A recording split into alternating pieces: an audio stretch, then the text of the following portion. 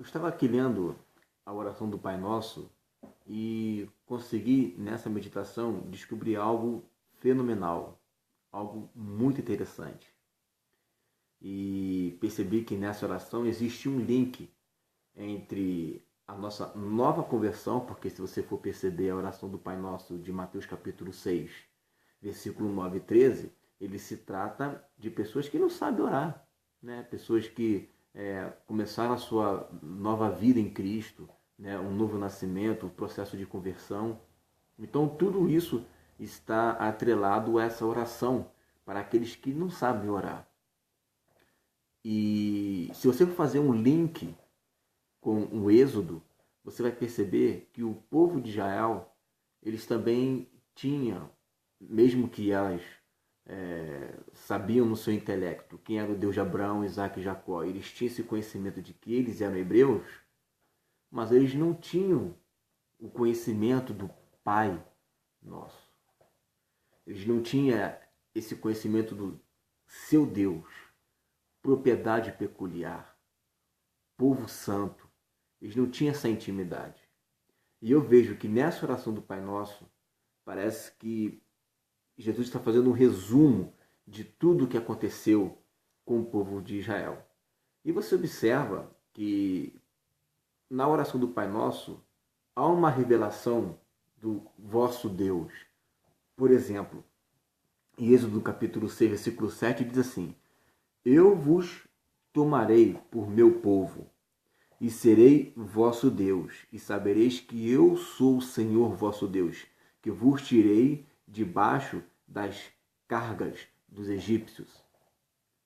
Porque se você for ver na tipologia bíblica, Egito significa mundo. Então Deus nos tirou do mundo e ele se revela como o nosso Deus. Ele se revela como aquele que é o nosso provedor, que nos tirou debaixo da servidão do pecado. Então ele é o nosso Deus. Ele é o Pai Nosso que está no céu. Aí Jesus continua dizendo: santificado seja o vosso nome. Em Levítico capítulo 22, versículo 32 e 33 diz assim: E não profanareis o meu santo nome, para que eu seja santificado no meio dos filhos de Israel. Eu sou o Senhor que vos santifico, que vos tirei da terra do Egito para ser o vosso Deus. Eu sou o Senhor.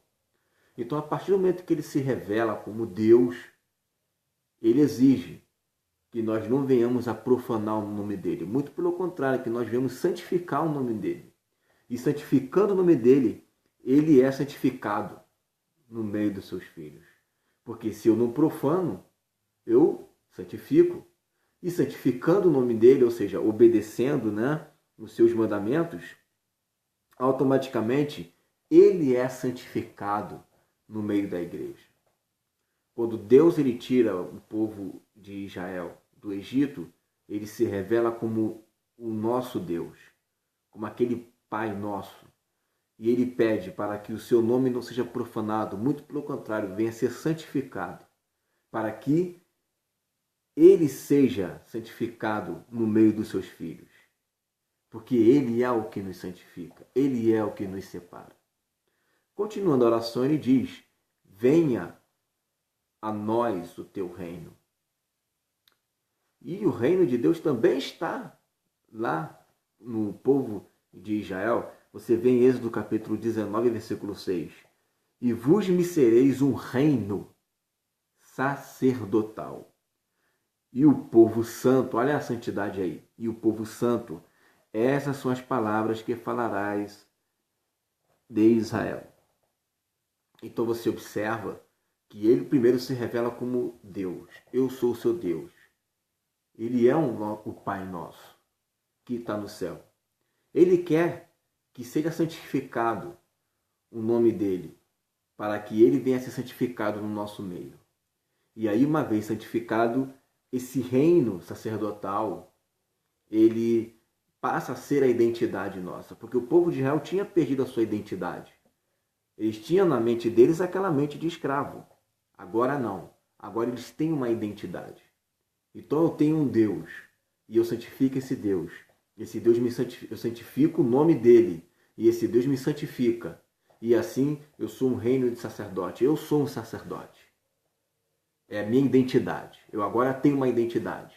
Eu tenho um Deus que me santifica, e eu santifico o nome dele, e ele me identifica como sacerdócio real, povo santo. Dessa forma, cabe a mim então fazer o quê? Continuando a oração. Seja feita a tua vontade, assim na terra como é feita no céu. E Êxodo capítulo 19, versículo 5 diz: Agora, pois, se diligentemente ouvirdes a minha voz e guardardes a minha aliança, então sereis a minha propriedade peculiar dentre todos os povos, porque toda a terra é minha. Então, na medida que eu vou obedecendo, observe, diligentemente, milimetricamente, os mandamentos dele, eu me torno uma propriedade peculiar. Por isso que Jesus não falou que seja feita a tua vontade como foi feita no Egito, como foi feita no deserto. Não. Seja feita a tua vontade como foi feita no céu. Porque lá no Egito e lá no deserto, o povo de Israel não fez a vontade do Senhor perfeitamente. Né?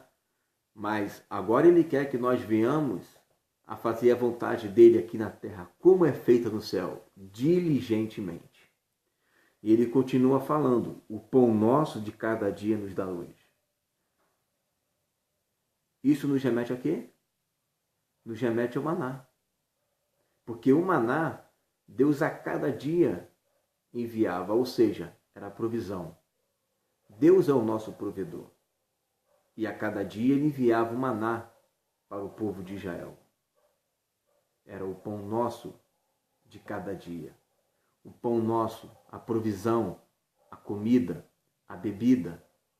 É ele que provém a cada dia. Se você guardasse o maná para o dia seguinte, ele apodrecia. Você tinha que esperar, confiar, ter fé naquele que poderia dar esse maná, esse pão nosso a cada dia.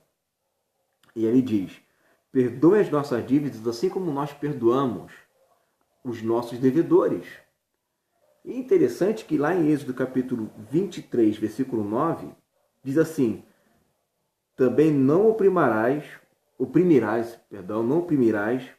o estrangeiro, pois vós conheceis o coração do estrangeiro, pois foste estrangeiro na terra do Egito. E é interessante que mesmo os egípcios estando ali, escravizando o povo de Israel, quando o povo de Israel saiu do Egito, foi um monte de populacho junto com eles. Foram vários egípcios. Eles poderiam dizer, não, vocês me escravizaram, vocês fizeram de nós, né, o que tinha que ser feito. Colocaram cargas maiores, não é isso?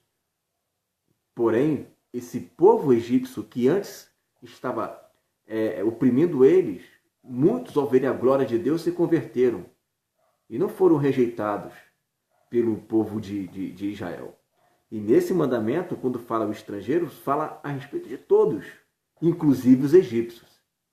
Então, esses populachos, eles foram junto com esse povo hebreu saindo do Egito, e Deus protegeu eles da mesma maneira. Abriu o mar vermelho para eles, eles passaram da mesma maneira e foram recebidos pelo povo de Israel da mesma maneira. Há aí um perdão. Há aí um perdão. E da maneira que nós devemos perdoar, Deus foi perdoando o povo de Israel ali. E aí ele coloca, não nos deixeis cair em tentação, mas livrai-nos do mal. Em 1 Coríntios, no capítulo 10, você vai ver que houve ali uma queda na tentação. Uma tentação no deserto. Murmuração, idolatria, fornicação, tentar ao Senhor. Então, cobiça, todos esses pecados estavam ali no povo de Israel. E por causa disso, como diz Salmo 95, versículo 8, o coração endurecido fez com que eles caíssem na tentação. Interessante como a oração de Jesus bate bem com o que aconteceu com o povo de Israel. Eles caíram em tentação por causa desses pecados. E a Bíblia fala no versículo 13 que não existe nenhuma tentação que Deus não pode, versículo 13 de 1 Coríntios capítulo 10, que não existe nenhuma tentação que nós não possamos suportar, porque junto com a tentação, Deus também traz o escape para que possamos suportar a tentação. Então essa é a oração de Jesus, que nós venhamos a suportar, não nos deixes cair em tentação, como o povo de Israel caiu em tentação lá no deserto, mas livra-nos do mal. E aí ele conclui, pois teu é o reino, o poder e a glória para sempre. Amém. Reino, a sua propriedade peculiar, o poder que foi demonstrado no deserto, nas 10 pragas, ele é o Todo-Poderoso, ele tem o poder. E a ele pertence a glória, como foi revelado no Monte Sinai. Essa oração é incrível. Não é só João 17 que tem uma oração sacerdotal. Mateus capítulo 6 é uma oração sacerdotal de libertação. Mateus capítulo 6, a oração do Pai Nosso, é uma oração de libertação, uma oração sacerdotal. Muito obrigado, Jesus, por nos ensinar a orar como devemos orar. Que a Ele seja a glória, o reino, o poder, a majestade, tudo, para tudo sempre. Amém.